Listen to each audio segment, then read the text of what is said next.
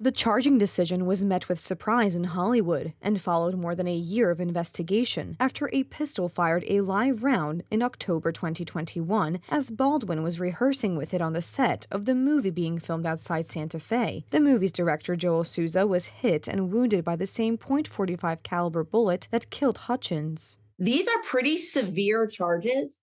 They have charged three people. One has already pled. They've charged Alec Baldwin and the armorer, Ms. Gutierrez. And it appears that the DA has decided to focus in the charging decisions on who exactly was handling the gun. And that is where their focus is. They could have gone a couple of different ways. One might have been the overarching safety concerns and who was in charge of overall safety on the set, or they could have focused on who was actually handling the gun at the time the accident happened, and they went the latter. A Santa Fe County Sheriff's Office investigation did not reveal how live ammunition got into the set. According to a police report, David Halls, the assistant director who handed the gun to Baldwin, told the actor it was cold, an industry term meaning it did not contain live ammunition or even blank rounds. The thing that is, I think, going to answer all your questions is, what's in Joel's shoulder? Is it a rock or is it a bullet? I could actually show that to you. So let's backtrack a little bit. Hold on. That's a bullet. That's a bullet. So Right. as I suspected, somebody put a live round in the gun.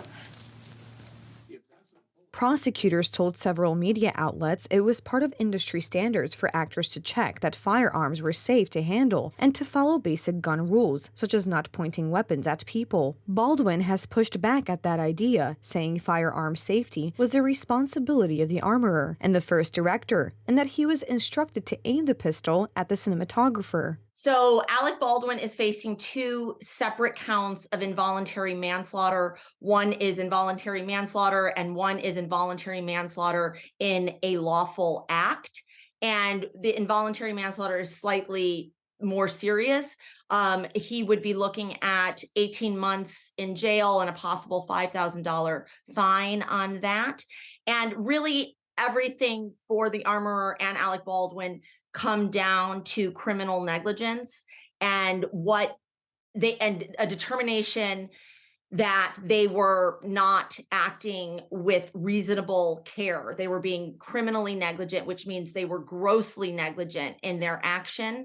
Baldwin has denied responsibility for Hutchins' death and said he did not pull the trigger of the replica Payetta .45 caliber long Colt revolver. An FBI forensic test of the revolver found it functioned normally and would not fire without the trigger being pulled. The cinematographer's husband, Matt Hutchins, sued Baldwin in 2021, alleging Baldwin and others disregarded standard industry safety practices. Hutchins last year reached a settlement in which he became an executive producer of Rust. Production was set to resume early in 2023 outside New Mexico. New Mexico's Worker Safety Agency in April fined the film's production company $137,000, the maximum amount possible for what it described as willful safety lapses leading to Hutchins' death. Hours before the incident, camera operators walked off the set at the Bonanza Creek Ranch south of Santa Fe, protesting against what they saw as poor safety and working conditions.